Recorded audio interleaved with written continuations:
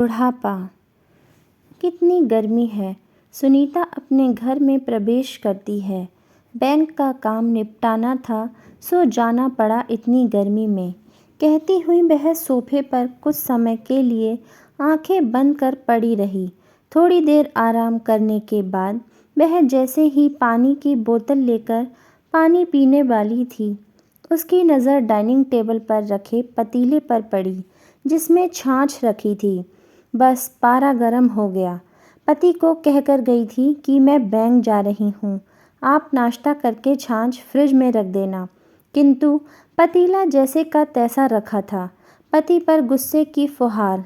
आपको मैं कह कर गई थी कि छाछ फ्रिज में रख देना, गर्मी का दिन है, खट्टी हो जाएगी। उसकी झंझनाहट चालू थी। एक काम नहीं होता इनसे। उसके पति रमेश 70 पार करने वाले थे। बुढ़ापे की बहार, उस पर पत्नी के गुस्से की फुहार। कुछ सोचते हुए धीरे धीरे कमरे से बाहर आकर बोले, हर वक्त कट-कट, छाछ बाहर पड़ी रह गई तो कौन सा गुनाह हो गया। जब देखो तब मेरी कमज़ोरी गिनाने में ही लगी रहती हो। सुनीता चुप हो जाती है, क्योंकि इसी में भलाई है, वरना बात बढ़ जाएगी। शाम को बेटी, जो शादीशुदा है, पास में ही रहती है, प्रतिदिन ऑफिस से आकर उनकी तबीयत की खोज खबर लेती है और वहीं से अपने घर चली जाती है। उसके आते ही सुनीता ने सुबह की कहा सुनी की चर्चा की। तेरे पापा सुनते ही नहीं, मैं कहाँ कहाँ तक पहुँचूँ।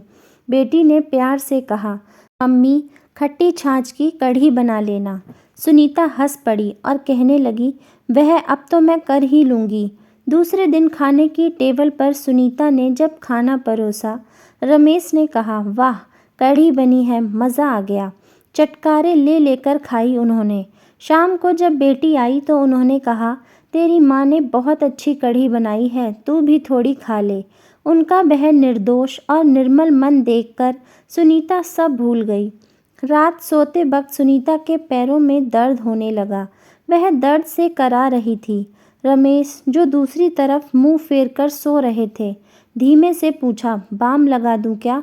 ज़्यादा दर्द हो रहा है? सेक करने के लिए पानी गर्म कर दूं क्या?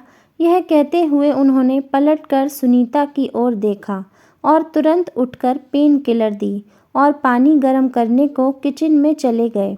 यह कहते हुए, सारा दिन भाग दौड़ करती रहती हो, काम तो होता रहेगा, आराम कर लिया करो।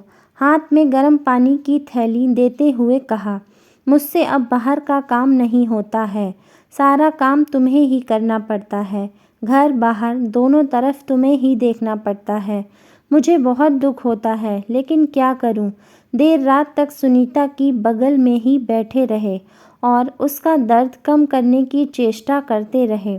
उसके दर्द से रमेश को असहनीय पीड़ा हो रही थी। आखिर जीवन संगिनी जो है। सुनीता यह सब देखकर सोचने लगी, मैं भी इनसे क्या कहूँ, बेचारे। एक समय था जब उनके मुंह से निकला नहीं कि मैं वह बनाकर खिलाती थी, और आज कितने दिनों बाद कढ़ी बनाई, और वह भी जैसे तैसे। वह हंस पड़ी। ना जाने और कितनी खट्टी मीठी प्यार भरी तकरार को याद करते हुए वह कब सो गई उसे पता ही नहीं चला। सुबह जब वह उठी, गर्मा गर्म चाय लिए रमेश खड़े थे। उन्होंने कहा, मुंह धो लो, दोनों चाय पीते हैं।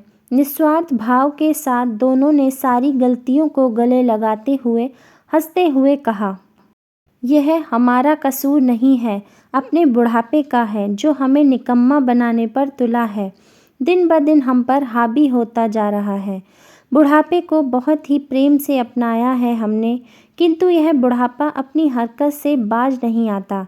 आए दिन कोई ना कोई नए फसाने खड़े कर देता है, लेकिन हम अपनी जवानी को याद करने की चेष्टा करते हैं।